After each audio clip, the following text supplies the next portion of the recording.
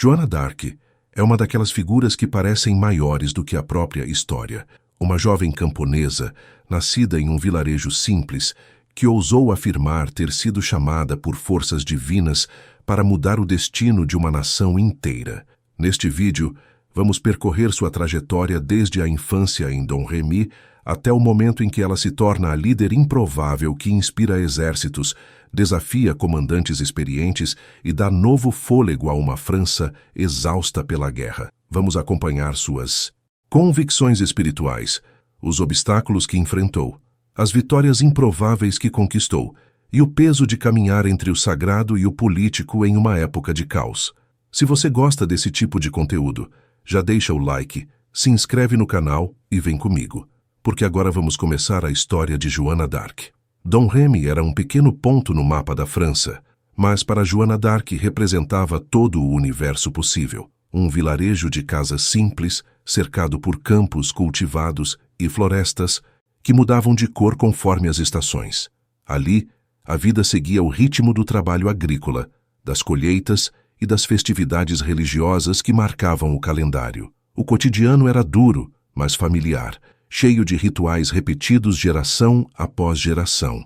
Para uma criança, havia algo de acolhedor na previsibilidade daquela rotina, e foi nesse ambiente, humilde e profundamente ligado à terra, que Joana cresceu, cercada por uma comunidade que se apoiava como podia em meio a tempos de grande instabilidade. A Guerra dos 100 Anos não invadia Domremy todos os dias, mas sua sombra estava sempre presente. Histórias de saques, batalhas e territórios destruídos circulavam entre os viajantes, e o temor de novos ataques fazia parte do imaginário coletivo. As fronteiras entre quem dominava cada região mudavam com espantosa rapidez, e as lealdades eram frequentemente colocadas à prova. O próprio vilarejo de Joana ficava na zona de fronteira entre os domínios do rei da França e os territórios aliados à Inglaterra, o que provocava uma sensação constante de vulnerabilidade. Era como viver em uma terra onde o chão se movia devagar, mas sem parar. A família de Joana era típica da região, camponeses trabalhadores, dedicados ao cultivo da terra e ao cuidado com os animais. Não eram ricos, mas também não viviam em completa miséria. A educação se dava principalmente em casa, com aprendizado prático, cozinhar, remendar, cuidar da casa e auxiliar nos afazeres do campo. Desde cedo, Joana demonstrou ser responsável, obediente e tranquila, alguém acostumada a lidar com o peso das tarefas diárias sem reclamar. A espiritualidade, porém, já ocupava um espaço notável em sua personalidade. Ela frequentava a igreja local com regularidade, participava das procissões e aprendia as histórias dos santos com genuína devoção. A religião estava profundamente entranhada no tecido social de Domremy. Em uma época marcada pelo medo, pelas doenças e pela incerteza, a fé era refúgio e explicação para quase tudo. As festas religiosas, as orações coletivas, as bênçãos de campos e animais faziam parte da ordem natural do mundo. Crianças cresciam aprendendo que o sagrado estava integrado ao cotidiano, e Joana não era a exceção. Mas nela essa devoção assumia uma intensidade particular. Muitos relatos posteriores descrevem uma jovem de grande piedade, alguém que parecia encontrar conforto e orientação em práticas espirituais que outros enxergavam apenas como rotina. À medida que crescia, Joana também absorvia o clima político que cercava sua comunidade. Conversas sussurradas sobre reveses militares, rumores sobre o avanço dos inimigos, queixas sobre tributos pesados e preocupações com bandos de saqueadores se misturavam ao som das atividades diárias. Em Domremy, ninguém estava realmente separado dos conflitos que moldavam o destino da França. Mesmo os mais jovens aprendiam cedo que o país estava fragmentado, que o trono francês era disputado e que a sobrevivência dependia tanto de coragem quanto de fé. Esse pano de fundo contribuiu para formar uma visão de mundo em que dever e responsabilidade estavam inevitavelmente ligados. Joana orbita, nesse momento, entre infância e adolescência, absorvendo silenciosamente tudo ao redor. Ela observa os adultos discutindo sobre o rei deposto, sobre alianças que parecem traições, sobre vizinhos que precisaram fugir às pressas, e também presencia momentos de união, quando a comunidade se reúne para reconstruir uma casa ou acolher famílias deslocadas pela guerra. Esse contraste entre destruição e solidariedade alimenta um senso profundo de pertencimento e proteção. Para Joana, a França não era uma ideia abstrata. Era seu lar ampliado, sua comunidade estendida, um espaço que merecia ser defendido. A força espiritual da jovem também se desenvolvia nesse cenário. Ela se acostumou a buscar respostas nas histórias dos santos, figuras que, segundo os sermões, surgiam em momentos de crise para restaurar a ordem e a esperança. Essas narrativas faziam parte de seu repertório emocional. Joana crescia ouvindo sobre personagens que enfrentavam ameaças muito maiores que elas mesmas, impulsionadas pela convicção de que Deus agia por meio de pessoas comuns. Em sua imaginação, esses exemplos se tornavam modelos silenciosos, referências que moldavam sua percepção do que era possível e do que significava obedecer a um chamado divino.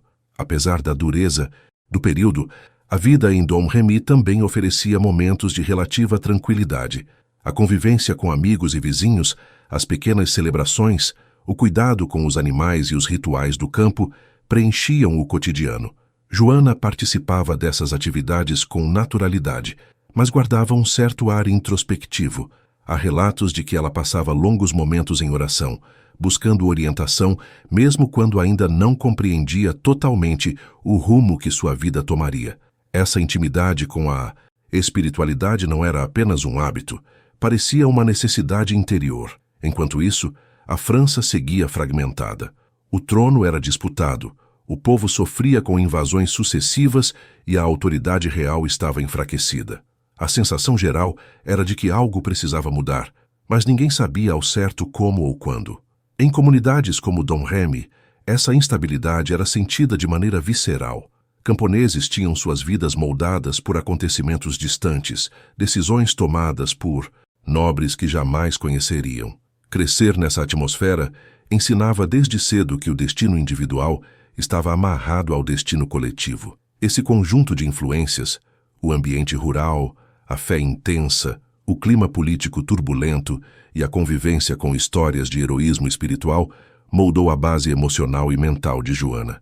Ela se desenvolveu dentro de uma lógica onde o bem-estar da comunidade era prioridade, onde o sagrado sempre poderia intervir e onde a coragem se manifestava de muitas formas, nem sempre com armas, mas com convicção.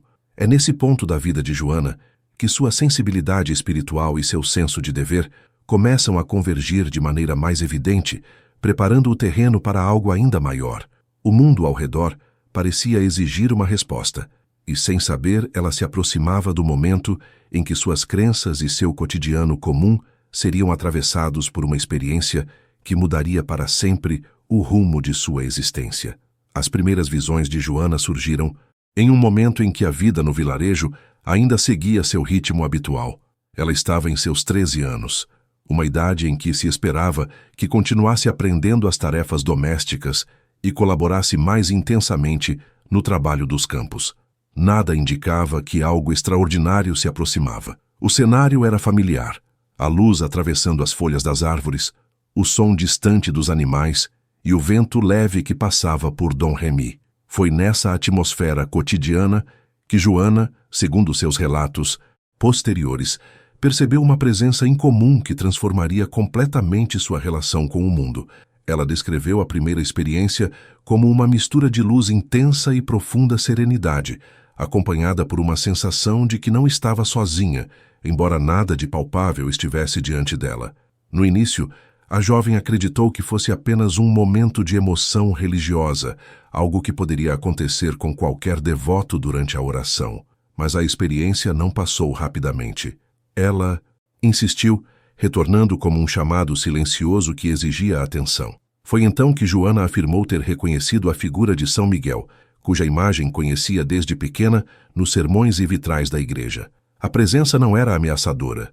Pelo contrário, trazia consigo uma espécie de autoridade tranquila, como se anunciasse que algo importante estava prestes a ser revelado. O impacto emocional dessa primeira visão foi profundo. Joana não sabia exatamente como interpretá-la. Ela oscilava entre o espanto e o receio, tentando compreender se aquilo era realmente uma intervenção divina ou apenas fruto de sua imaginação. A dúvida, no entanto, não durou muito. Pouco tempo depois, novas experiências ocorreram, desta vez envolvendo figuras que ela identificou como Santa Catarina e Santa Margarida. Essas aparições, segundo ela, carregavam mensagens mais claras, instruções que pouco a pouco formavam um sentido maior. As vozes pediam que se mantivesse pura, devota e obediente à vontade de Deus, mas também insinuavam que sua missão seria árdua e grandiosa. Para uma jovem camponesa que jamais tivera contato com altos círculos religiosos ou políticos, a ideia de ser escolhida para algo grandioso parecia desproporcional. Joana lutou contra essa impressão inicial. Sua formação sempre a ensinara que Deus poderia agir por meio de pessoas simples, mas também que missões espirituais exigiam maturidade, discernimento e principalmente um papel reconhecido pela Igreja. Ela era uma adolescente de um vilarejo pequeno, sem educação formal, sem influência, sem qualquer motivo racional para acreditar que deveria desempenhar um papel nacional. Esse conflito interno se intensificou conforme as visões se repetiam. As mensagens, porém, não cessavam. Ao contrário, tornaram-se mais específicas.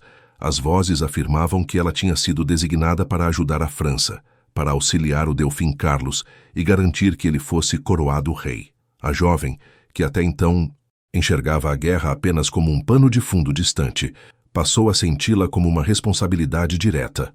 A noção de propósito começou a se infiltrar lentamente, ainda envolta em hesitação. Ela experimentava momentos de absoluta confiança na origem divina do chamado, e logo depois mergulhava em pensamentos de inadequação. Como poderia alguém como ela, sem qualquer experiência militar, influenciar o destino de um reino inteiro? Esse dilema a acompanhou por meses. Joana tentava conciliar sua vida diária com a sensação crescente de que estava sendo convocada para algo que ultrapassava qualquer lógica. Enquanto ajudava a família no campo ou cuidava dos animais, sua mente retornava às palavras que ouvira. Havia dias em que sua fé parecia inabalável. Em outros, temia estar enganando a si mesma. O peso dessa incerteza era agravado pelo fato de não poder comentar abertamente sobre o assunto. Falar de visões era arriscado. Em tempos de conflito e tensões religiosas, qualquer comportamento considerado estranho poderia gerar suspeitas ou punições severas. Ainda assim, Joana mantinha as experiências em segredo, compartilhando-as apenas com poucas pessoas de sua confiança. Mesmo entre essas, algumas reagiam com ceticismo, enquanto outras demonstravam sincera preocupação com sua saúde mental e espiritual. Mas nada disso a afastou da ideia central que ganhava forma. O conteúdo das mensagens não era apenas de orientação moral, era uma convocação explícita. As vozes insistiam que ela deveria buscar o Delfim, convencê-lo de sua legitimidade e ajudá-lo a recuperar o trono. A jovem tentava resistir, alegando que alguém mais preparado seria mais adequado, mas as visões retornavam sempre com a mesma clareza e firmeza. Esse período de hesitação foi marcado por um conflito silencioso. De um lado, a humildade natural de Joana a impedia de se considerar uma emissária divina. De outro, sua fé profunda tornava impossível ignorar aquilo que interpretava como uma ordem sagrada. A sensação de responsabilidade aumentava como se cada dia a aproximasse do momento em que precisaria agir. Ela temia, sobretudo, ser julgada como impostora. Sabia que o mundo não era gentil com mulheres que falavam com autoridade, especialmente sobre assuntos militares ou políticos. O risco de enfrentar incompreensão, zombaria ou punição era enorme. Com o passar do tempo, a repetição das mensagens consolidou sua convicção. A familiaridade com as vozes e a coerência das orientações criaram uma sensação de inevitabilidade. Joana começou a perceber que resistir apenas prolongaria um processo que, de alguma forma, já estava decidido. Em vez de questionar se era capaz, passou a refletir sobre como realizaria a missão. Esse deslocamento interno marcou uma mudança significativa em sua postura. Ela não negava mais o chamado. Agora, buscava formas de cumpri-lo. Quando finalmente aceitou que deveria partir, não foi Um momento grandioso ou repentino. Foi uma decisão amadurecida lentamente, cheia de tensão e, ao mesmo tempo, de serenidade. Uma espécie de entrega. Joana compreendeu que seu papel ultrapassava qualquer expectativa que sua família ou sua comunidade pudessem ter sobre ela. Não era mais apenas a menina responsável pelos afazeres domésticos. Era alguém que carregava uma tarefa espiritual e política que tocava o destino de milhões. Essa decisão a colocou em movimento. Ela sabia que o primeiro passo seria buscar apoio em Vaucouleurs, onde autoridades locais poderiam ajudá-la a ser recebida pelo Delfim. A ideia de deixar Dom Remy, de abandonar tudo o que lhe era familiar, despertava medo e ansiedade, mas também havia uma força interior que a empurrava adiante, uma convicção crescente de que, por mais improvável que fosse, sua missão tinha um propósito. A aceitação do chamado não apagou suas dúvidas, mas transformou a forma como ela lidava com elas. Em vez de fugir do medo, integrava-o à própria jornada. A partir daquele momento, Joana carregava consigo a certeza de que sua vida não pertencia apenas ao cotidiano rural de sua infância. Algo maior havia começado, e ela estava prestes a dar seus primeiros passos rumo ao desconhecido. Quando Joana finalmente decidiu que não poderia mais ignorar o chamado que a acompanhava há anos, a primeira grande barreira surgiu imediatamente. Ninguém ao seu redor acharia razoável que uma jovem camponesa deixasse sua casa para procurar o Delfim da França. A ideia parecia impossível. Mesmo assim, ela reuniu coragem para conversar com sua família. O choque inicial foi inevitável. Seus pais, preocupados com rumores de guerra, perigos nas estradas e com a própria reputação da filha, tentaram dissuadi-la. Era inconcebível que uma garota tão jovem, sem qualquer posição social, acreditasse que poderia ter acesso a figuras importantes. Mas Joana estava decidida de uma forma que o surpreendeu. Não era rebeldia, tampouco fantasia. Era convicção silenciosa, firme, que não se abalava com objeções. Depois de insistir com quem mais confiava, ela procurou pessoas do vilarejo que pudessem interceder por ela. Sabia que não conseguiria viajar sozinha, nem chegaria a lugar nenhum sem que alguém a legitimasse minimamente. O nome que mais lhe chamava a atenção era o de Robert de Baudricourt, o capitão de Vaucouleurs, uma autoridade local que tinha influência militar na região. Mas alcançar Baudricourt não seria simples. Primeiro precisava convencer alguém a acompanhá-la até lá. Viajantes, vizinhos e amigos ouviram sua história com espanto. Alguns achavam que ela estava iludida, outros que sua fé era admirável, embora impraticável. Poucos acreditaram plenamente, mas alguns se mostraram dispostos a ajudá-la, movidos pela sinceridade dela e pelo desespero que a França enfrentava. A jornada até Vaucouleurs não era longa em termos de distância, mas emocionalmente parecia enorme. Caminhar por estradas instáveis, atravessar campos devastados pela guerra e evitar encontros perigosos exigia coragem. Para Joana, porém, cada passo tinha peso simbólico. Era como se estivesse atravessando um limite invisível entre sua vida passada e um destino incerto. Nos vilarejos pelos quais passava, as pessoas a observavam com curiosidade. Uma jovem viajando em nome de uma missão divina não era algo comum, mas havia algo nela. Talvez a seriedade no olhar, talvez a forma, resoluta como falava, que deixava alguns inclinados a ouvir. Outros a tratavam com desconfiança ou deboche. A mistura de reações apenas reforçava o contraste entre sua origem simples e o propósito que acreditava ter recebido. Quando finalmente chegou a Vaucouleurs, percebeu que o maior desafio ainda estava por vir: convencer Baudricourt. O capitão, acostumado a lidar com militares, mensageiros e nobres, recebeu a notícia de uma camponesa que afirmava ter sido enviada por Deus com uma dose de descrença. Para ele, a ideia de apresentar tal pessoa ao Delfim parecia absurda. No primeiro encontro, Joana foi tratada como uma jovem crédula, talvez influenciada por boatos religiosos ou pela tensão da guerra. Ele a ouviu, mas não levou a sério suas palavras. Mandou que voltasse para casa e ajudasse seus pais, dizendo que nada daquilo fazia sentido. A recusa não abalou Joana tanto quanto se poderia imaginar. Ela sentiu frustração, mas não desistiu. Sabia que a insistência era parte do processo. Voltou para pousadas, conversou com moradores, explicou mais uma vez sua missão a quem quisesse ouvir. O impressionante é que, mesmo sem apoio concreto, sua determinação começou a atrair atenção. Algumas pessoas próximas ao capitão passaram a comentar sobre ela, não por acreditar imediatamente em suas visões, mas pela convicção e coragem que demonstrava. Era raro ver alguém tão jovem falar com tamanha firmeza sobre temas tão sérios. Aos poucos, Joana começou a formar uma reputação, pequena, modesta, mas suficiente para despertar curiosidade. Ela retornou a Vaucouleurs outras vezes, buscando uma nova chance de falar com Baudricourt. Cada tentativa revelava um pouco mais da jovem obstinada que ele parecia inicialmente ignorar. Testemunhas relatavam que ela nunca se irritava, nunca levantava a voz, nunca tentava impor sua vontade. Apenas repetia calmamente que havia sido enviada por Deus para ajudar a França. Essa combinação de humildade e determinação começou a afetar a maneira como alguns viam sua história.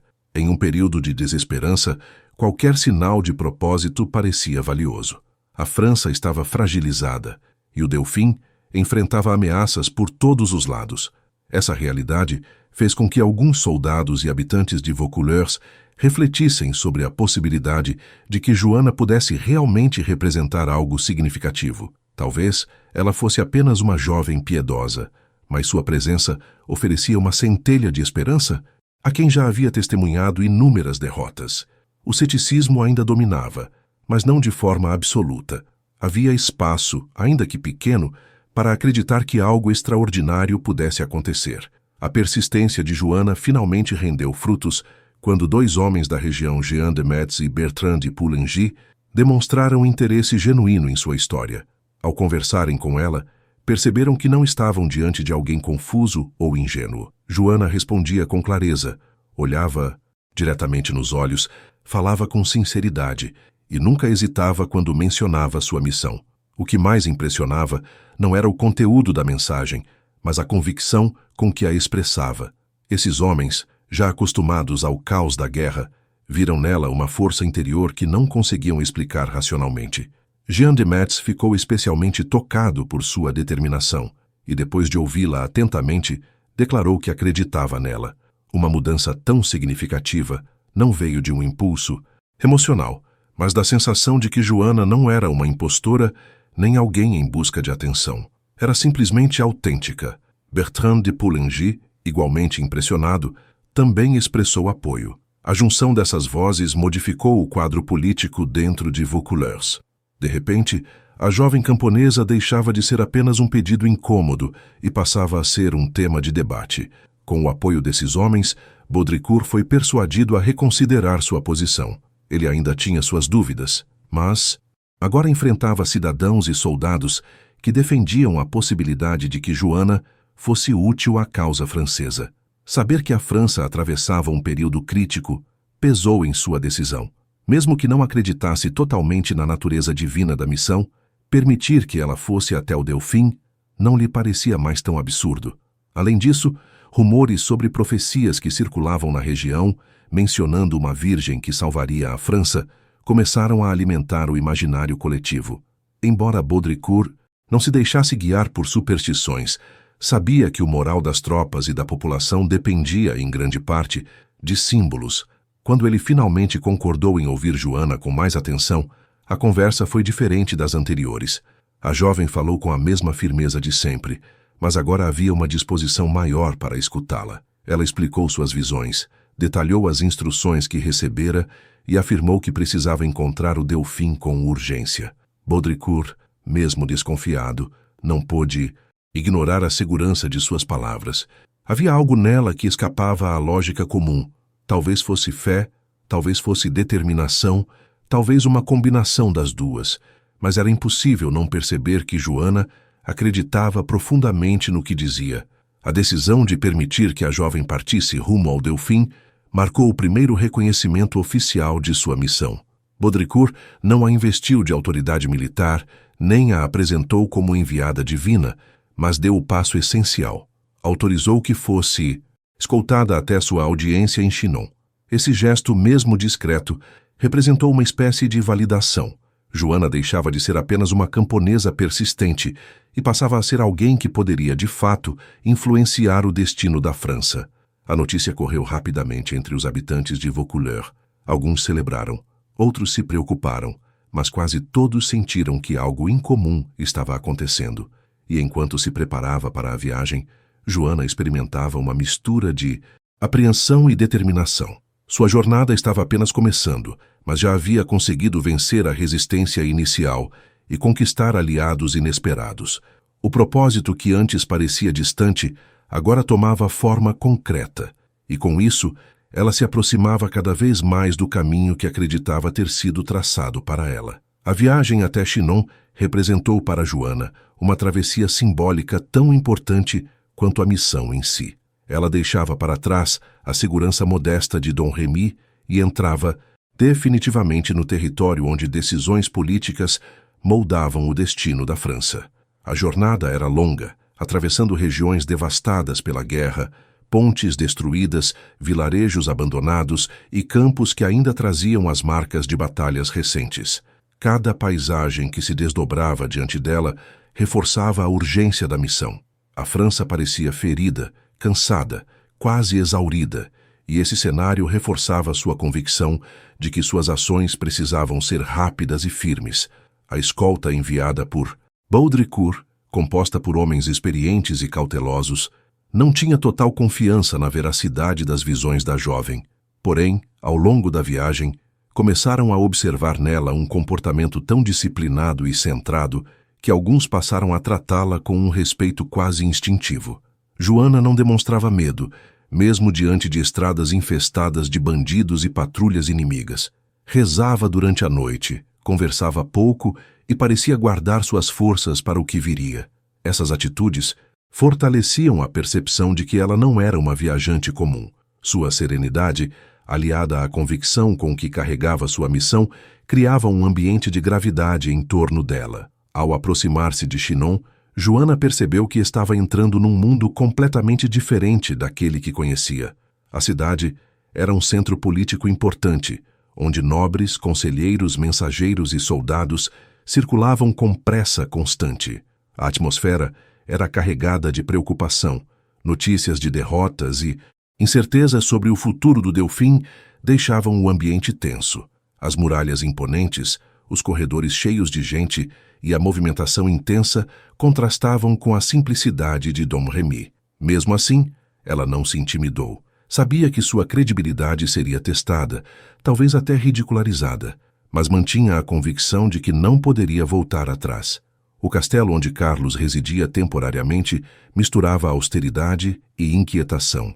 Os salões amplos, iluminados pelo fogo das tochas, eram ocupados por nobres divididos entre apoiar o Delfim ou buscar suas próprias vantagens, num período em que lealdades mudavam de acordo com as oportunidades políticas.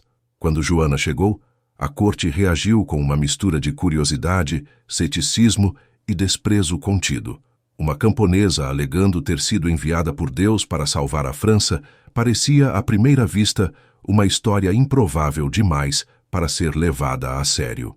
Entretanto, alguns conselheiros reconheceram que a situação era tão desesperadora que qualquer possibilidade de auxílio merecia ao menos ser avaliada. Carlos, o Delfim, enfrentava dificuldades profundas. Seus direitos ao trono eram contestados, sua legitimidade era questionada e suas forças militares estavam enfraquecidas. Ele vivia cercado de dúvidas, tanto sobre seu futuro quanto sobre sua capacidade de governar.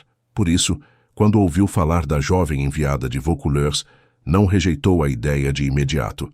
Decidiu que valeria a pena, ao menos, observá-la, mesmo que apenas como uma curiosidade. Antes, porém, arquitetou um teste: esconder-se entre seus conselheiros e permitir que Joana tentasse identificá-lo. Se ela realmente fosse guiada por Deus, deveria encontrá-lo sem instruções. Joana entrou no grande salão iluminado por velas altas e se deparou com dezenas de homens trajando roupas refinadas, conversando em voz baixa. O verdadeiro Delfim estava misturado entre eles, vestido de forma discreta para não se destacar. A intenção era fazer com que qualquer impostora se denunciasse ao escolher o homem mais bem vestido ou aquele que estivesse sentado em posição mais prestigiosa. Joana, porém, não se impressionou com aparências. Olhou ao redor com calma, observando cada rosto, cada gesto, cada expressão. Havia silêncio e expectativa. Após alguns instantes, caminhou diretamente até um homem de aspecto modesto, que se mantinha discretamente ao fundo.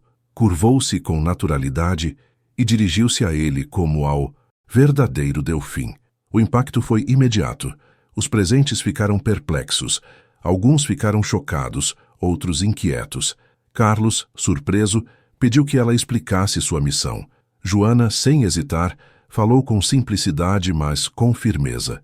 Disse que vinha em nome de Deus para ajudá-lo a recuperar seu trono e libertar a França dos invasores. Declarou que sua missão era assegurar sua coroação em Reims, como era tradição para legitimar um soberano francês. A clareza de suas palavras, a segurança em seu tom e a ausência de arrogância impressionaram o Delfim. Era impossível não notar que aquela jovem acreditava profundamente no que dizia. Mesmo com essa impressão inicial favorável, Carlos não tomou decisões precipitadas. A situação exigia cuidado. Qualquer passo mal calculado poderia custar-lhe aliados ou agravar sua já delicada posição política. Determinou então que Joana deveria ser submetida a uma série de exames rigorosos, conduzidos por especialistas religiosos e conselheiros que avaliariam sua moral, sua fé e sua sanidade. Era essencial garantir que ela não fosse uma ameaça, uma impostora ou alguém influenciado por forças consideradas perigosas. Os dias seguintes foram marcados por interrogatórios intensos. Teólogos, membros da igreja e intelectuais fizeram perguntas sobre suas visões, suas crenças, sua vida e sua compreensão das Escrituras.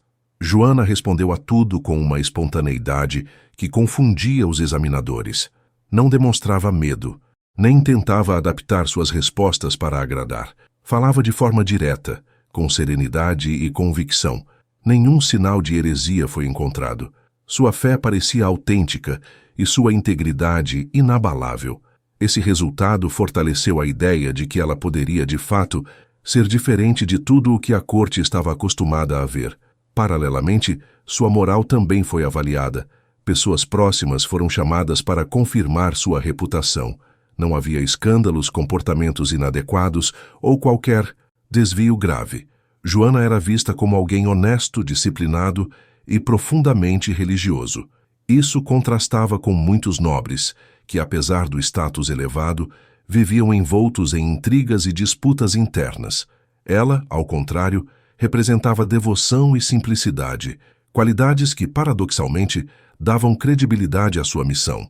Os exames políticos foram os mais sutis. Conselheiros do Delfim queriam entender se Joana poderia ser manipulada ou se tinha uma agenda própria. A cada conversa, porém, ela demonstrava que sua lealdade era dirigida unicamente àquilo que acreditava ser a vontade divina e a necessidade de salvar a França. Não buscava títulos, privilégios ou recompensas. Sua única ambição era cumprir a missão que dizia ter recebido. Essa postura, embora incomum, era vista como uma vantagem. Uma figura assim podia inspirar soldados e civis sem se tornar uma ameaça ao poder do Delfim. A corte, aos poucos, começou a mudar sua atitude. Aquela jovem, inicialmente recebida com desdém, tornava-se objeto de respeito crescente. Alguns ainda desconfiavam de suas intenções, mas muitos passaram a enxergá-la como um sinal de que algo novo estava surgindo. A França precisava desesperadamente de esperança, e Joana parecia carregar precisamente isso. Após semanas de avaliações, Carlos tomou sua decisão. Ele permitiria que João assumisse um papel ativo na guerra. Não como comandante formal, isso seria politicamente inviável, mas como uma espécie de guia espiritual e estratégica, alguém cuja presença teria impacto sobre o moral das tropas. Para concretizar essa função, ela recebeu armadura, estandarte e acompanhamento militar. O nascimento de seu papel militar não foi um gesto simbólico isolado. Representava a primeira vez que uma mulher daquela condição social era aceita oficialmente como parte do esforço militar francês. Mais que isso, Joana passava a ser vista como um instrumento possível de transformação. Sua presença prometia unir soldados desanimados, revitalizar a causa francesa e despertar a coragem que parecia adormecida. Com essa aceitação, sua vida mudou de forma definitiva. Ela deixava o castelo não mais como uma camponesa obstinada, mas como uma figura reconhecida, investida de missão e esperança. Chinon ficava para trás, e à sua frente se abria um horizonte repleto de desafios, mas também de possibilidades. O caminho que se estendia diante dela já não admitia retorno. A jovem que chegara como uma incógnita partia agora como alguém que poderia influenciar os rumos de uma guerra que definia o futuro da França. Quando Joana recebeu a armadura e o estandarte, algo mudou não apenas em sua aparência, mas no modo como os soldados a observavam. A presença dela despertava curiosidade e, para muitos, uma espécie de fascínio desconfiado. Afinal, não era comum ver uma jovem camponesa cavalgando ao lado de oficiais experientes, ainda mais alguém que afirmava ter uma missão divina.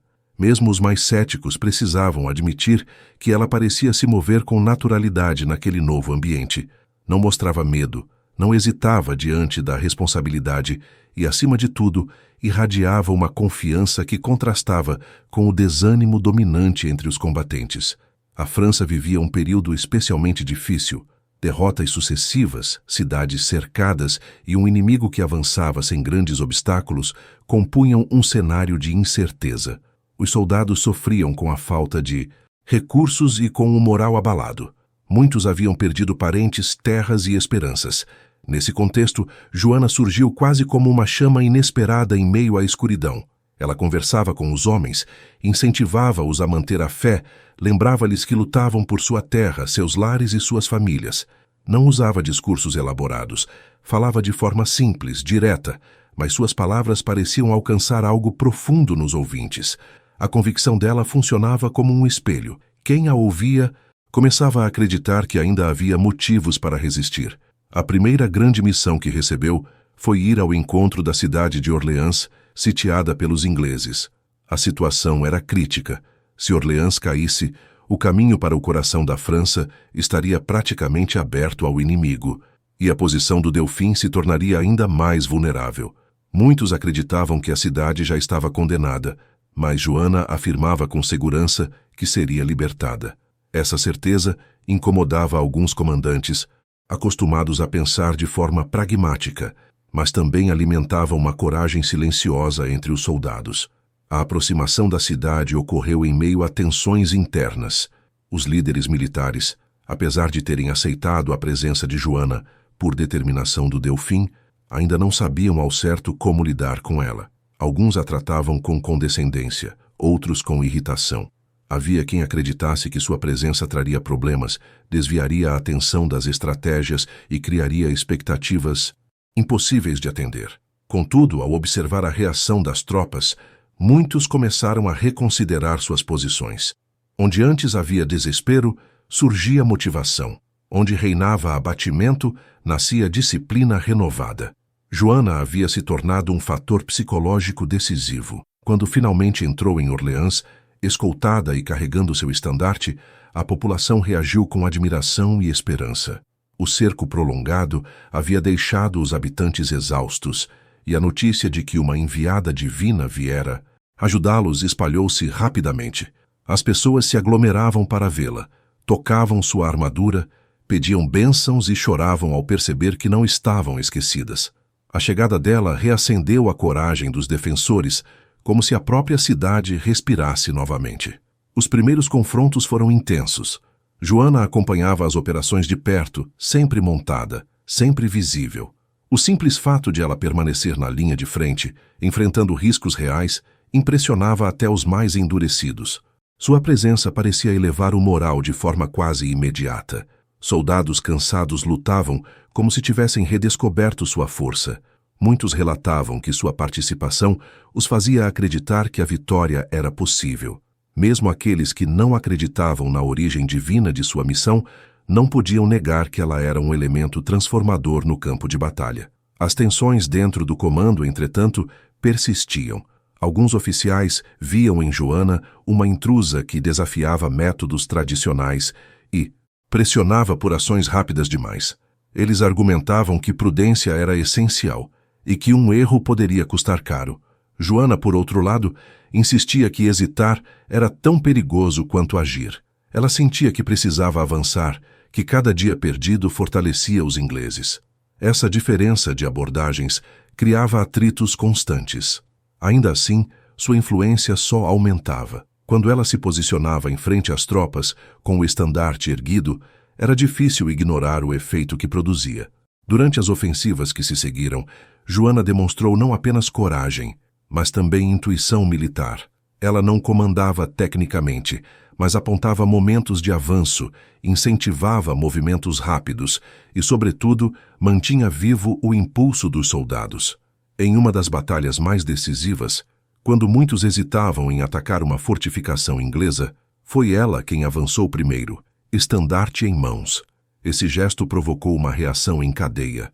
Os combatentes, vendo sua determinação, seguiram-na com vigor renovado. Mesmo ferida por uma flecha durante o confronto, recusou-se a se afastar do campo por muito tempo. Seu retorno, quase imediato, inflamou ainda mais as fileiras francesas. A reconquista de Orleans, quando finalmente concretizada, teve o efeito de um renascimento nacional. A vitória não se limitou ao campo de batalha. Espalhou-se por todo o território como um sinal de que a França ainda tinha chances reais de resistir. A notícia chegou a cidades distantes, elevando o moral da população e perturbando profundamente os planos ingleses.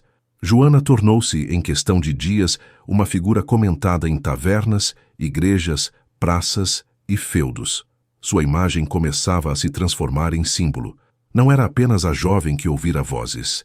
Era a líder que havia inspirado soldados a vencer uma batalha dada como perdida. O impacto psicológico dessa vitória não poderia ser subestimado. A França vinha sofrendo derrota após derrota, e muitos acreditavam que seu destino estava selado. A libertação de Orleans, no entanto, abriu caminho para uma reviravolta. Os ingleses perceberam que agora enfrentavam um adversário revitalizado, e a corte francesa viu em Joana uma peça política valiosa. A tensão entre comandantes experientes e a jovem inspirada persistia, mas o peso de seus resultados tornava difícil contestar sua importância. Os debates estratégicos tornaram-se cada vez mais intensos. Alguns queriam aproveitar o impulso e avançar rapidamente, enquanto outros defendiam manter uma postura mais cautelosa. Joana inclinava-se sempre pela ação. Ela acreditava que a vitória em Orleans era apenas o início e que a França deveria seguir adiante antes que o inimigo se reorganizasse. Sua visão estratégica era motivada por convicção, mas também por uma leitura intuitiva do momento. Ela percebia que o moral dos franceses estava elevado de forma inédita e que aproveitar essa energia era fundamental. A ascensão rápida de sua imagem despertava sentimentos variados. Admiradores viam nela uma líder legítima, tocada pelo divino. Críticos a enxergavam como uma espécie de ameaça ao equilíbrio hierárquico. Alguns temiam que sua popularidade crescesse demais, ultrapassando até mesmo a do Delfim. Não importava, porém, o que pensassem. Era impossível ignorar que Joana havia se tornado o centro de expectativas e esperanças. Símbolo de fé, coragem e resistência, sua presença transformava batalhas e unia pessoas que antes estavam desmoralizadas. A partir da libertação de Orleans, ela não era mais apenas uma figura curiosa na corte, mas alguém que demonstrava resultados concretos. Sua imagem se consolidava como um marco de retomada, algo que a França precisava desesperadamente. Mesmo os mais desconfiados tinham de reconhecer que, onde ela ia, a moral se elevava e o espírito de luta se reacendia. A responsabilidade, porém, crescia na mesma medida.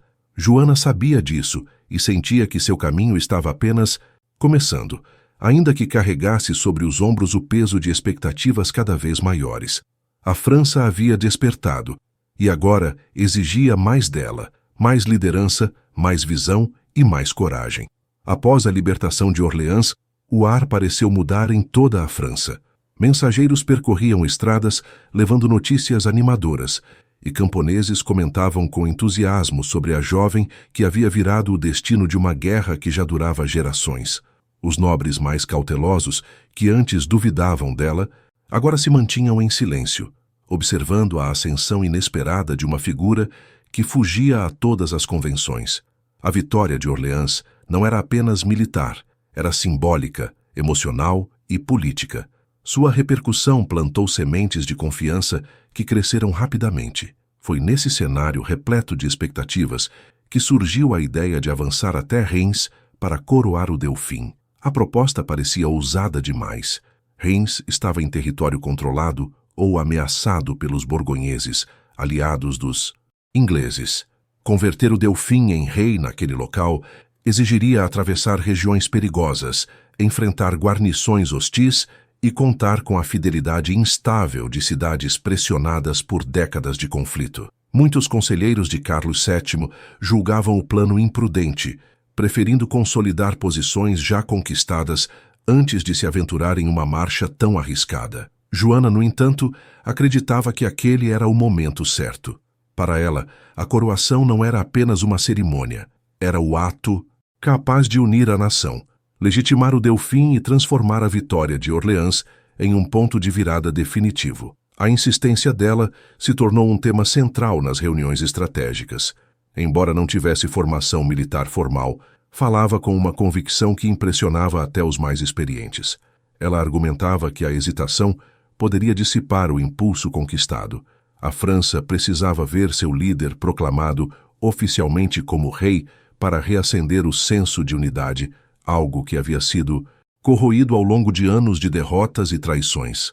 A coroação em Reims teria impacto psicológico profundo, fortalecendo aliados e enfraquecendo adversários. E, acima de tudo, representaria a concretização da missão que ela acreditava ter recebido. Com essa energia impulsionando decisões, a marcha começou. Cidades que antes se declaravam indecisas passaram a abrir seus portões quando ouviram que Joana estava com o exército. Era como se a presença dela funcionasse como um selo de confiança. Em muitos locais bastava ver o estandarte branco com a flor de lis para que autoridades jurassem fidelidade ao Delfim. Isso revelava uma mudança que preocupava alguns membros da corte. Joana deixava de ser apenas uma inspiradora de soldados para se tornar um elemento político de peso. Sua influência atravessava castelos, aldeias e fortalezas, mexendo com estruturas de poder tradicionais. O avanço para Reims foi marcado por uma sequência de surpreendentes adesões. Os conselheiros inicialmente apreensivos passaram a admitir que estavam diante de algo muito maior do que planejamentos convencionais poderiam explicar. O imaginário popular se moldava rapidamente em torno da figura dela. Enquanto avançavam, cada cidade recuperada reforçava a ideia de que a presença de Joana não era mero acaso. Muitos acreditavam que os ingleses estavam perdendo terreno, não apenas pela força das armas, mas pela própria transformação do espírito francês. No meio desse processo, a imagem da jovem camponesa assumia proporções inéditas. Já não era vista apenas como enviada de Deus, mas também como representante de um sentimento nacional que se unificava diante da crise. Para alguns nobres, isso era motivo de inquietação. Ver uma figura tão fora dos padrões alcançar credibilidade tão intensa desafiava hierarquias seculares. O temor não era apenas religioso ou político, era também social. A ascensão de Joana tocava em questões profundas sobre quem podia ou não exercer autoridade em uma sociedade rigidamente estratificada. Quando Reims finalmente ficou ao alcance, o clima era de tensão e expectativa. A cidade, embora vulnerável, não ofereceu grande resistência. Seus líderes, percebendo a aproximação de um exército determinado e o peso simbólico da presença de Joana, optaram por recebê-la. Isso consolidou o caminho para a cerimônia que mudaria não apenas o destino de Carlos, mas também o dela. No dia da coroação, a catedral vibrava com uma mistura de alívio, esperança e solenidade.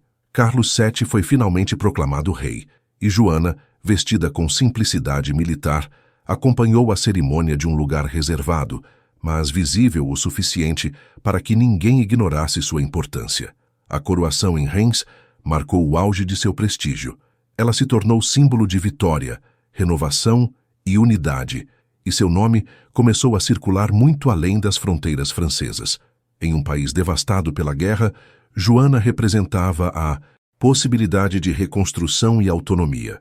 Sua presença ao lado do novo rei era interpretada por muitos como confirmação divina da legitimidade de Carlos VII.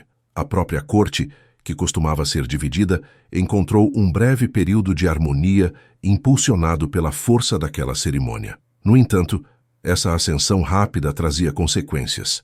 A jovem que antes enfrentava a desconfiança agora experimentava o efeito oposto: expectativas crescentes, responsabilidades ampliadas e uma exposição política que poderia se tornar perigosa. Sua imagem era disputada por diferentes grupos, religiosos, militares e civis. Alguns a exaltavam como mártir viva, outros se preocupavam com a possibilidade de sua influência crescer além do que consideravam aceitável. Aliados começavam a perceber que Joana não era apenas útil militarmente, também era poderosa no imaginário coletivo, e esse poder não seguia regras tradicionais. Os ingleses e seus aliados borgonheses, por sua vez, viam nela uma ameaça sem precedentes. Até então, enfrentavam estrategistas experientes, nobres influentes ou reis determinados. Agora, sua adversária mais impactante era uma jovem sem título, sem linhagem e com um carisma que se espalhava como pólvora. Isso desestabilizava suas estratégias, pois não era possível derrotar com armas aquilo que Joana representava. Para eles, vencê-la significava muito mais do que ganhar batalhas. Era necessário desmontar seu símbolo, desacreditá-la, transformá-la em algo menos perigoso do que a figura quase sagrada em que se tornara. A partir da coroação, Joana passou a carregar o peso de um país que buscava renascer. Seu papel não se limitava mais às campanhas militares. Ela era convocada para reuniões políticas, ouvida em decisões estratégicas e citada em sermões religiosos. Tornara-se um ponto de referência em diferentes esferas da sociedade. A jovem que deixara Dom Remy com um propósito pessoal agora se via imersa em uma teia complexa de expectativas e interesses. A transformação era tão rápida que poucos conseguiam acompanhar. Ao mesmo tempo, esse novo status produzia um efeito ambíguo. Quanto mais exaltada, mais pressionada ficava. Quanto mais admirada, mais vigiada. E quanto mais indispensável parecia, mais perigosa se tornava para aqueles que temiam o avanço de forças fora do controle da nobreza tradicional. Aos olhos de muitos, Joana deixava de ser apenas uma guerreira inspirada para se tornar um verdadeiro ícone, político e espiritual, alguém cuja influência podia moldar decisões e alterar rumos. A caminhada até Reims e a coroação de Carlos VII inauguraram a fase mais gloriosa de sua trajetória. Era o momento em que seu prestígio atingia o topo e em que sua voz era ouvida com respeito quase absoluto. Mas também era o período em que se delineavam as tensões que mais tarde iriam pesar sobre ela. A partir desse ponto, Joana já não era só uma combatente, tornara-se parte fundamental do destino da França. E essa transformação, embora grandiosa, viria acompanhada de desafios profundos que ela ainda não podia imaginar completamente. Após o triunfo em Reims, a atmosfera que cercava Joana parecia invencível. Seu nome ecoava em vilarejos e castelos, e soldados citavam sua presença como garantia de boa sorte. Contudo, assim que o brilho inicial da coroação começou a se acomodar, também se revelaram fissuras que haviam ficado escondidas pela euforia. A corte, que antes parecia unida por um propósito maior, voltou a exibir suas rivalidades internas. A ascensão vertiginosa de Joana, que antes era vista como providencial, agora começava a despertar desconforto entre aqueles que disputavam influência ao redor do recém-coroado rei. Pacientes em silêncio durante a fase de vitórias, alguns conselheiros passaram a criticar o espaço que Joana ocupava nas decisões militares. Em suas opiniões, era preciso retomar o controle da guerra de modo mais tradicional, seguindo cálculos políticos e interesses estratégicos que não dependessem da intuição de uma jovem sem linhagem aristocrática. A presença dela nas reuniões já não era recebida com a mesma receptividade. Olhares desconfiados começavam a se multiplicar entre nobres mais conservadores, que temiam perder relevância diante de alguém que mobilizava multidões apenas com sua aparência e reputação. Divergências passaram a surgir de forma mais explícita. Joana, acostumada a seguir as orientações divinas que acreditava receber, insistia em manter o ritmo ofensivo. Ela defendia que a França precisava aproveitar o impulso depois da coroação e expulsar os ingleses com rapidez, antes que se reorganizassem. Para ela, hesitar significava prolongar o sofrimento do povo. Contudo, membros influentes da corte defendiam prudência. Alegavam que o reino precisava de tempo para consolidar alianças, reforçar defesas e garantir que a vitória de Reims não fosse apenas simbólica. A falta de consenso criava um ambiente tenso, onde cada sugestão era analisada não apenas por seu valor estratégico, mas pelo receio de ferir suscetibilidades políticas. Em meio a esse cenário, Joana percebeu que sua autoridade não era mais acolhida de forma unânime. A imagem que antes inspirava confiança começava a ser tratada com cautela. A jovem continuava a atrair admiração popular, mas isso apenas aumentava o receio de certos nobres, que viam nesse entusiasmo uma fonte de instabilidade. Eles compreendiam que, enquanto o povo idolatrava Joana, suas próprias posições poderiam enfraquecer, e em um reino recém-reerguido, qualquer ameaça ao equilíbrio interno era considerada perigosa. As primeiras operações planejadas após Reims começaram de forma promissora, mas rapidamente revelaram as novas dificuldades. As instruções de Joana eram frequentemente questionadas, adiadas ou reavaliadas. Ela encontrava resistência crescente em convencer comandantes experientes, muitos dos quais afirmavam que seus métodos eram idealistas demais para a complexidade da guerra. A jovem notava que o peso de suas palavras estava diminuindo, não por falta de coragem ou clareza, mas porque outros interesses se sobrepunham à urgência que ela percebia. Apesar disso, Joana não se deixou abalar. A convicção espiritual que a acompanhasse desde Dom Remy continuava firme, e ela acreditava que sua missão ainda não havia terminado. Com menos apoio do que antes, decidiu seguir adiante, com campanhas que julgava necessárias. Entre elas estavam movimentos mais ousados, que exigiam não apenas bravura, mas também um grau de autonomia que incomodava vários setores da corte. Joana não buscava agir à revelia das autoridades, mas a ausência de unanimidade obrigava a pressionar por decisões que agora encontravam resistência constante. A situação se tornou ainda mais delicada quando novas operações começaram a ser vistas como arriscadas demais. A marcha em direção a Paris simbolizou esse momento de mudança. Joana acreditava que retomar a capital seria o golpe definitivo contra os ingleses e borgonheses. Entretanto, muitos membros da corte discordavam. Temiam que um ataque mal-sucedido pudesse arruinar os avanços obtidos, reacender tensões e deslegitimar a autoridade recém-estabelecida. O rei, agora envolto em interesses mais amplos do que os que tinha antes da coroação, começou a adotar postura mais cautelosa. A campanha em direção a Paris revelou de forma contundente a fragilidade política de Joana. Ela ainda inspirava soldados, mas não conseguia mais mover com a mesma facilidade as peças decisivas do tabuleiro. Sua liderança de campo permanecia expressiva, mas sua influência estratégica diminuía. Quando o ataque à capital foi realizado, a operação encontrou forte resistência e acabou se transformando em um episódio frustrante. As tropas enfrentaram defesas bem organizadas e Joana acabou ferida. O fracasso tornou-se um argumento poderoso para seus adversários dentro da corte, que passaram a pressionar por limitações ao papel dela nas futuras investidas. A partir daí, a confiança interna na figura de Joana sofreria transformações profundas. Alguns começaram a questionar a própria continuidade de sua presença junto ao exército, argumentando que ela já havia cumprido seu dever ao levar o rei à coroação. Outros insinuavam que insistir em campanhas ousadas colocava em risco o delicado equilíbrio político que se formava entre as diversas facções francesas. Havia ainda aqueles que, sem expressar abertamente suas opiniões, observavam a crescente vulnerabilidade da jovem com certa indiferença, como se a ascensão dela tivesse sido apenas um instrumento temporário. Joana, no entanto, não recuou emocionalmente.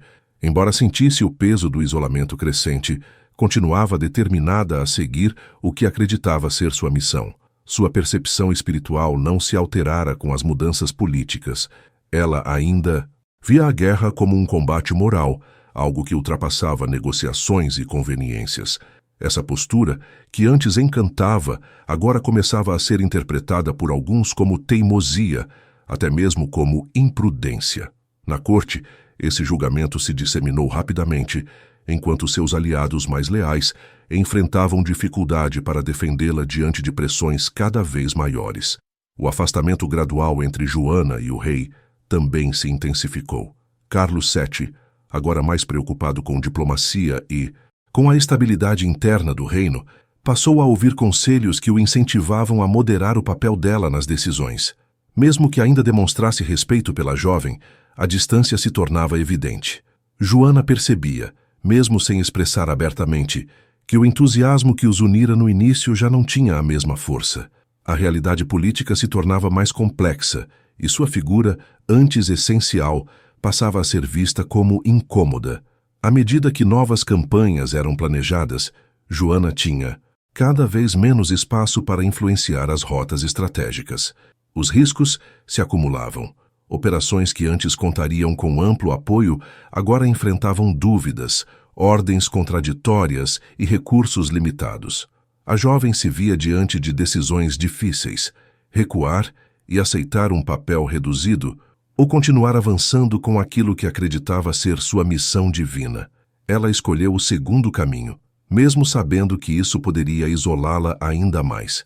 Esse período marcou uma mudança crucial.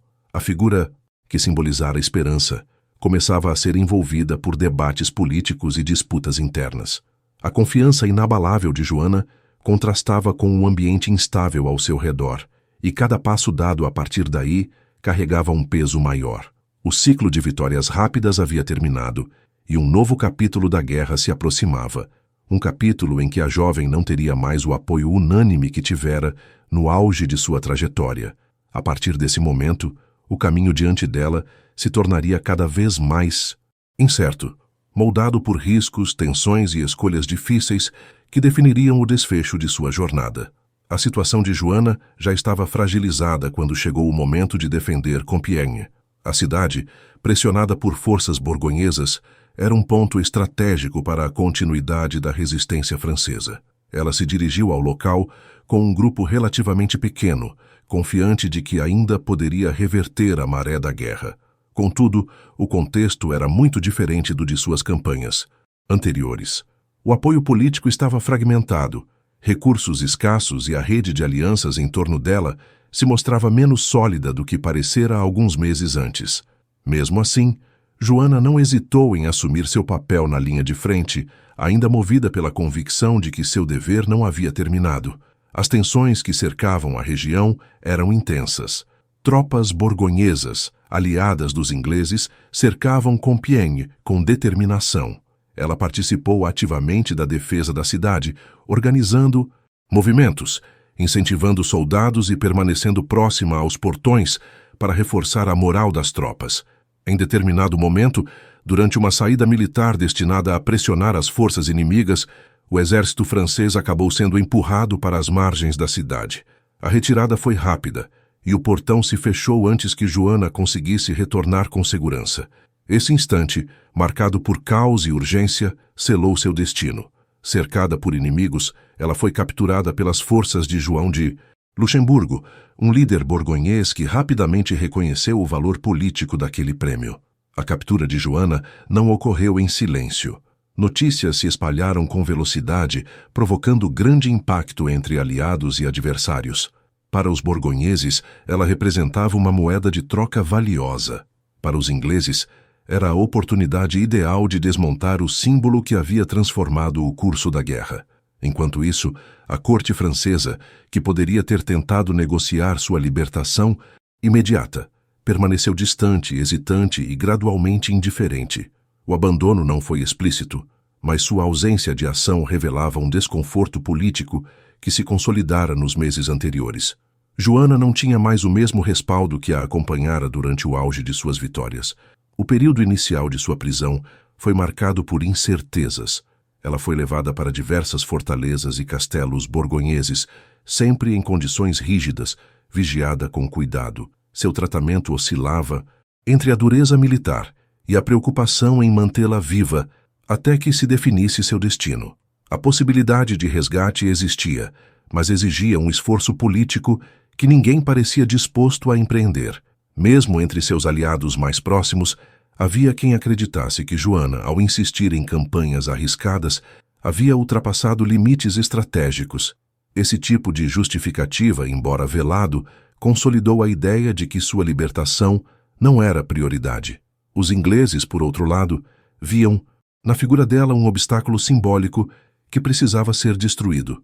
Não bastava capturá-la, era necessário manchar sua reputação, torná-la aos olhos do público alguém movido por delírios, rebelião ou heresia, era parte essencial da estratégia.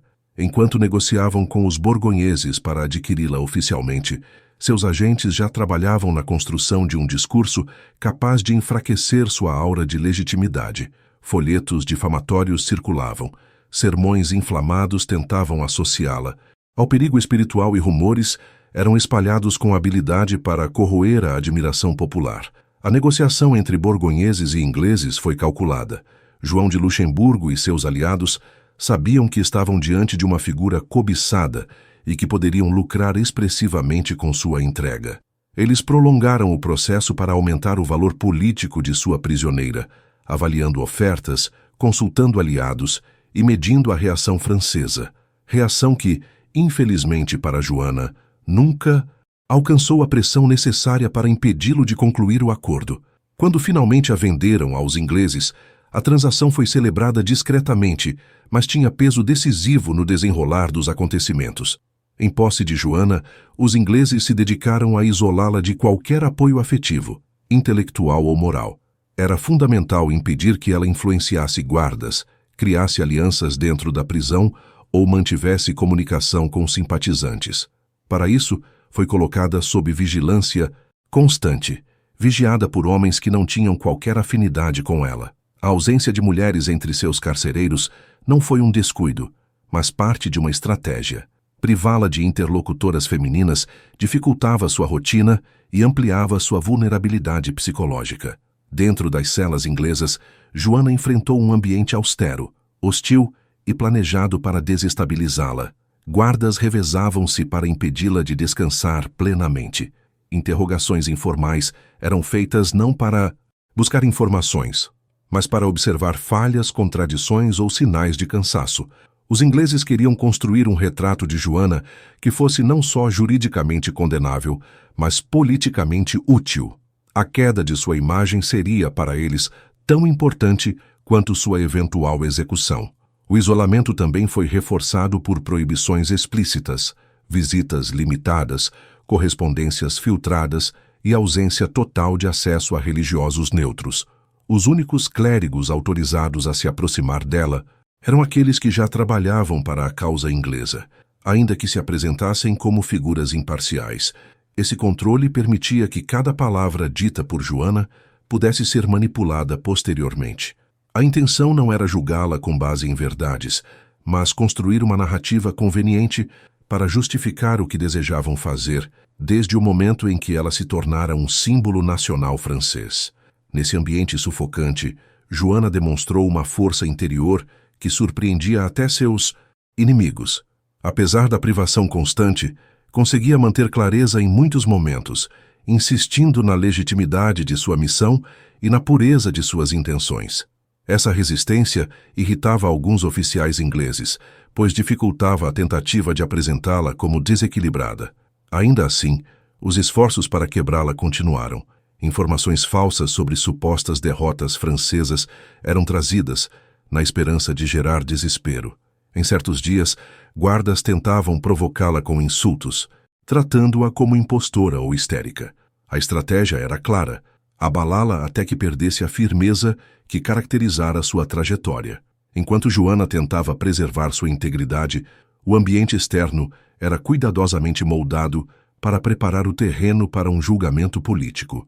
Sermões inflamados circulavam em cidades inglesas e borgonhesas, reforçando a ideia de que ela representava um perigo espiritual. Panfletos a chamavam de falsa profetisa, bruxa ou enviada do demônio.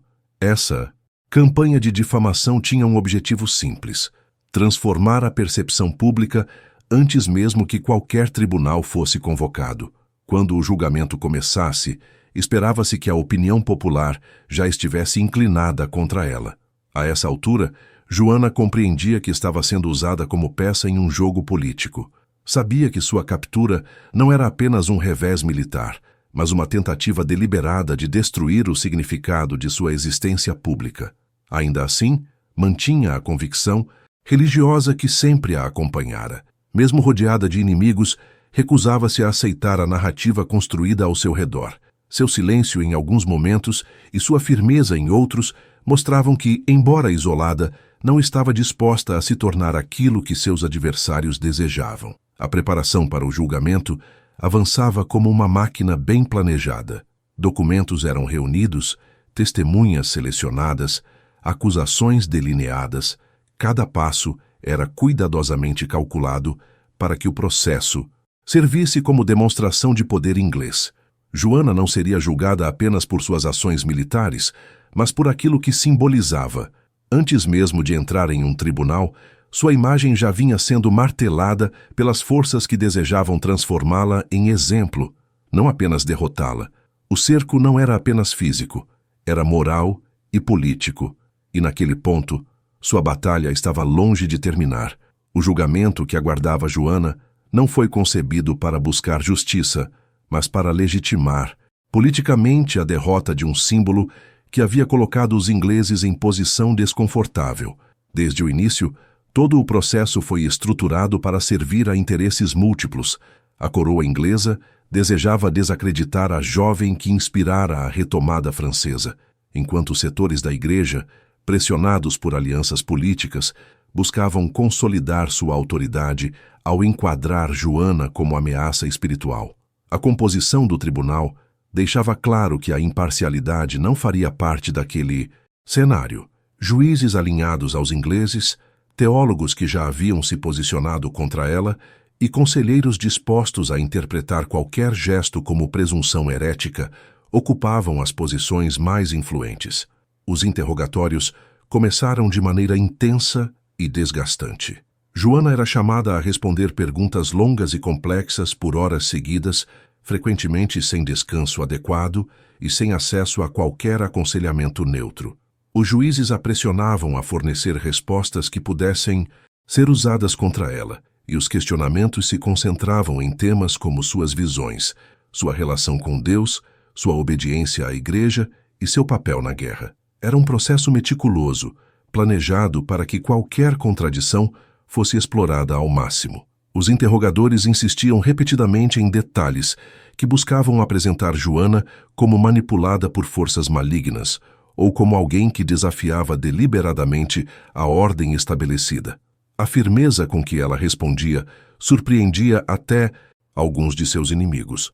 Mesmo cansada, mantinha a clareza em pontos essenciais, afirmava ter agido por orientação divina, reforçava que sempre obedecera à igreja e deixava claro que sua missão não tinha sido movida por ambição pessoal. Ela insistia na legitimidade da coroação de Carlos VII e na convicção de que Deus havia guiado seus passos. Essa postura criava um dilema para os juízes, que esperavam encontrar uma jovem confusa e facilmente manipulável.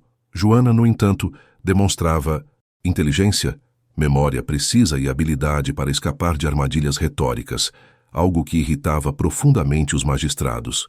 Ainda assim, havia momentos visíveis de fragilidade. O isolamento prolongado, a pressão psicológica e a sensação de abandono tornavam alguns dias especialmente difíceis. Ela oscilava entre a confiança de que Deus não a abandonaria e a angústia de perceber que sua vida estava nas mãos de adversários determinados a condená-la. Havia noites em que guardas a provocavam, sugerindo que o rei, ao qual ela havia servido com tanta devoção, não moveria um dedo para salvá-la.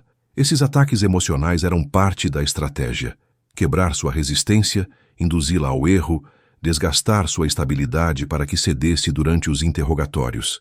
Enquanto o julgamento avançava, Documentos eram redigidos e retrabalhados, de modo a ajustar a narrativa de condenação. Afirmações de Joana eram reescritas de forma distorcida, algumas respostas eram retiradas de contexto e outras simplesmente omitidas quando contrariavam a tese acusatória. O processo, envolto em formalidades religiosas, escondia a verdade. O objetivo não era avaliar sua fé, mas destruí-la como figura pública. Os ingleses sabiam que, enquanto Joana mantivesse sua aura de enviada divina, a moral francesa continuaria fortalecida. Sua eliminação buscava minar esse espírito. Em certos dias, ela demonstrava cansaço evidente, a privação do sono, o medo constante e a ausência de aliados geravam momentos de vulnerabilidade. Porém, mesmo nesses instantes, conseguia recuperar parte de sua força interior. Havia episódios em que, diante de perguntas armadas para incriminá-la, ela respondia com simplicidade desconcertante, desmontando armadilhas retóricas com inesperada lucidez. Essa resistência não anulava seu sofrimento, mas revelava um equilíbrio surpreendente entre fragilidade humana e convicção espiritual. Quando os juízes perceberam que as respostas espontâneas de Joana não seriam suficientes para produzir a condenação desejada, decidiram intensificar a pressão. Ela foi submetida a ameaças diretas de tortura, embora não tenha sido torturada fisicamente. A mera possibilidade era usada como instrumento psicológico. Joana, profundamente exausta, ainda assim negava as interpretações que tentavam impor sobre suas visões. Sua insistência na pureza de suas motivações parecia irritar aqueles que desejavam vê-la admitir culpa. Quanto mais ela resistia, mais os magistrados se empenhavam em construir acusações que a colocassem como contrária à Igreja. Uma das principais estratégias do tribunal foi acusá-la de vestir-se como homem, prática que, embora comum entre mulheres em situações de guerra, foi usada como prova de rebeldia contra as normas estabelecidas. Ao tentar apresentar sua escolha como medida de segurança necessária durante campanhas militares, Joana foi repetidamente interrompida. Os juízes transformaram algo prático em um ato simbólico, manipulando o fato para reforçar a ideia de que ela desobedecia à ordem divina. Cada aspecto de sua vida era reinterpretado para encaixar em um molde pré-definido.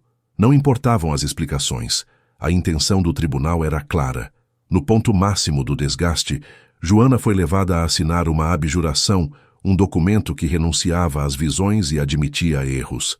As circunstâncias desse momento são objeto de debate até hoje. Rodeada por clérigos hostis, sem defesa, enfraquecida e temendo ser queimada viva imediatamente, ela cedeu momentaneamente, buscando preservar a própria vida. Contudo, dias depois, retomando sua lucidez e força espiritual, afirmou que havia assinado sob coerção e que continuava acreditando na origem divina de sua missão. Essa atitude selou seu destino.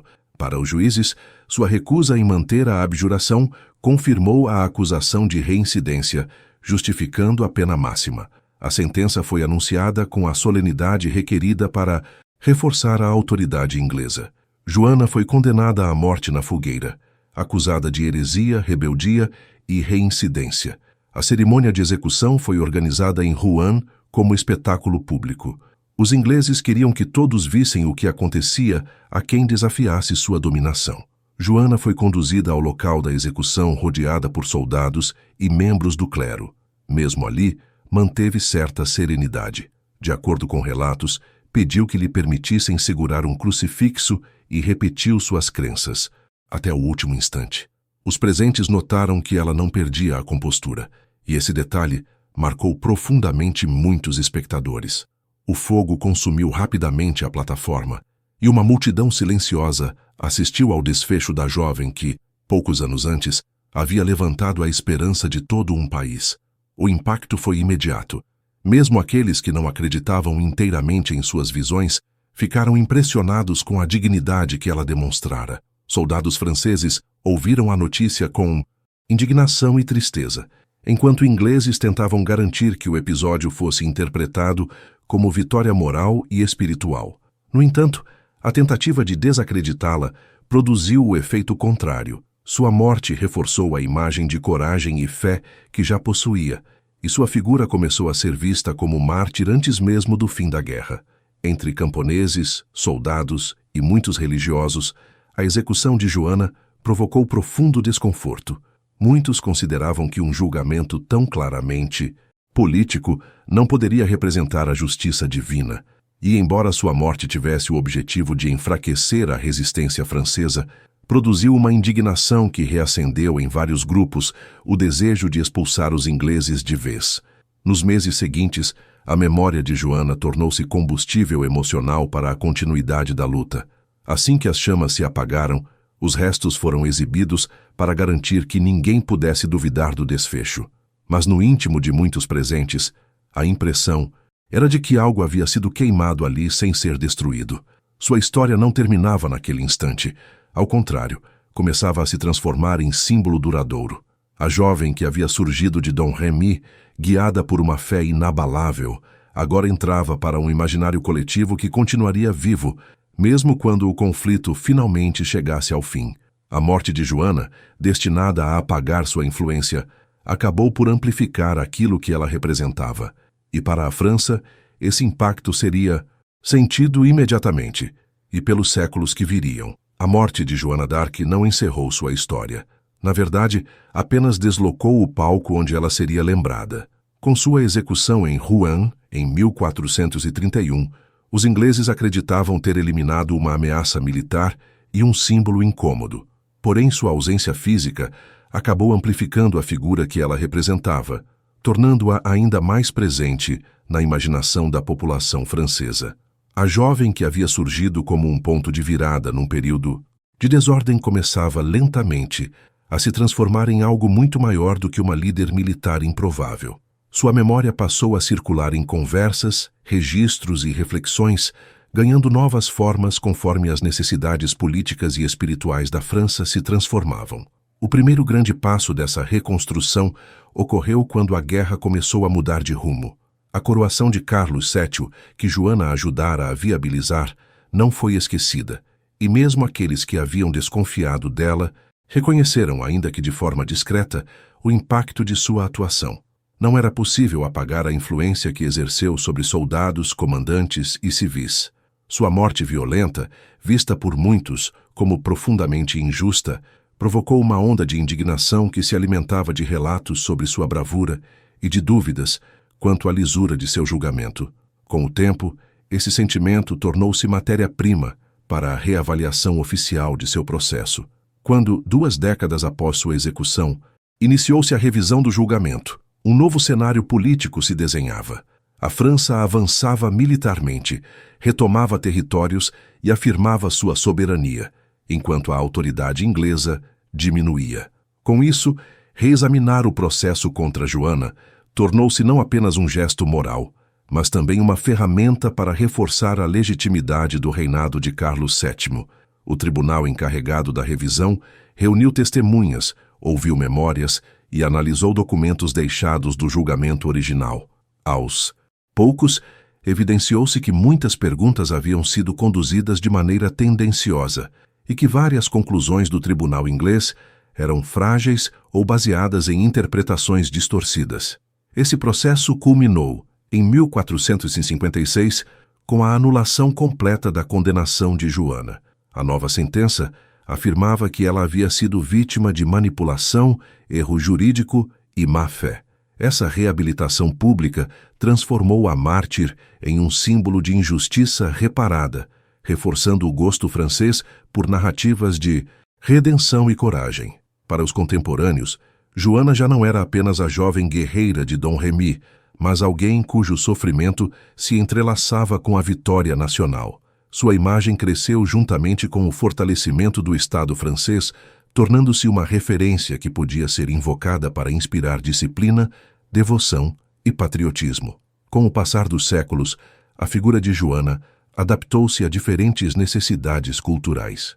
No período renascentista, cronistas e artistas revisitaram sua trajetória, enfatizando tanto o mistério quanto a determinação. Já no século XIX, quando a França buscava reafirmar sua identidade após revoluções, invasões e transformações sociais, Joana foi reinterpretada como um emblema nacional. Sua história oferecia aquilo que muitos buscavam: uma origem popular, um ideal espiritual e um gesto coletivo de resistência. Ela simbolizava a possibilidade de unidade num país que frequentemente experimentava rupturas internas. Sua canonização, concluída oficialmente pela Igreja Católica em 1920, marcou a consolidação de sua imagem como santa. O processo que levou ao reconhecimento eclesiástico foi longo, atravessando gerações de interesse crescente, testemunhos espirituais e debates sobre sua relevância religiosa. A santificação reforçou o caráter transcendente de sua trajetória, dando-lhe um lugar definitivo entre figuras veneradas pela fé cristã. Para muitos fiéis, Joana representava coragem iluminada, altruísmo e pureza de intenção, características que dialogavam com um ideal espiritual valorizado pela Igreja no período, mas a canonização não encerrou o uso simbólico de sua figura. Ao contrário, abriu espaço para novas apropriações. Movimentos políticos de diferentes espectros começaram a reivindicar aspectos específicos de sua vida para justificar suas agendas. Grupos nacionalistas enfatizavam sua defesa da soberania francesa, enquanto correntes mais progressistas destacavam sua origem humilde e sua capacidade de romper expectativas sociais. A própria França, em momentos de crise, recorria à sua imagem como um lembrete de superação. Assim, Joana se tornou um espelho, no qual cada geração projetava seus próprios desejos e medos. A literatura, o teatro e, posteriormente, o cinema ampliaram ainda mais esse fenômeno. Autores românticos a retrataram como heroína trágica. Dramaturgos transformaram seu julgamento em metáfora para o confronto entre indivíduo e instituições. Cineastas a apresentaram como figura inspiradora, ora espiritual, ora revolucionária. Cada nova representação acrescentava camadas à sua memória, moldando percepções que nem sempre coincidiam com sua vida real, mas que contribuíam para a longevidade de seu legado. Ao mesmo tempo, historiadores se dedicaram a compreender a pessoa por trás do mito. Pesquisas modernas questionaram exageros, corrigiram equívocos e exploraram documentos que ajudam a reconstruir a complexidade de sua personalidade. A jovem que afirmou ouvir vozes não é tratada apenas como personagem mística, mas como alguém profundamente inserida no contexto da Guerra dos 100 Anos, das turbulências sociais e da religiosidade medieval. Esse esforço acadêmico não diminui sua grandeza. Ao contrário, torna-a mais humana e, por isso mesmo, mais fascinante. Ao observar todo esse percurso, percebemos como Joana d'Arc atravessou o tempo de forma singular. Sua história resiste porque trata não só de batalhas e estratégias, mas também de fé, convicção, coragem e conflito moral. Ela encarna a tensão entre obediência e rebeldia, humildade e firmeza, sacrifício e esperança. Sua vida curta, marcada por decisões que desafiavam toda a lógica da época, deixou marcas profundas não apenas nas instituições que tentaram controlá-la, mas também no imaginário coletivo de um país inteiro. Assim, Joana permanece como símbolo vivo. Sua figura continua inspirando movimentos religiosos, debates políticos e criações artísticas.